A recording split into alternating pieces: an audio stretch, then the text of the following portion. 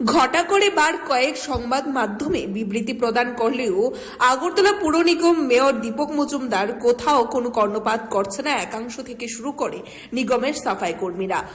শারদ উৎসবের দশমী শেষে সার্বিকভাবে পরিবেশ রক্ষার্থে পুর নিগম দায়িত্বশীল ভূমিকা পালন করবে মেয়রের দাবিকে এক প্রকার বুড়ো আঙ্গুল দেখিয়ে চলছে একাংশ কর্মীরা। পুর নিগমের কর্তাবাবুর এহেন প্রতিশ্রুতির পরিপ্রেক্ষিতে নিগমবাসী আশা প্রকাশ করেছিলেন হয়তো দশমীর শেষ পর্বে দায়িত্বশীলতার পরিচয়ের নিদর্শন স্থাপন করে ময়দানে নামবে পুর নিগম, কিন্তু দশমী বা প্রতিমা নিরঞ্জন পর্ব শেষ হয়ে যাওয়ার পর আর দেখা নেই কর্মীদের। রাজধানী আগরতলার দশমী ঘাটের বিসর্জনের জন্য নির্ধারিত এলাকায় যত্রতত্র পড়ে রয়েছে মূর্তির কাঠাম।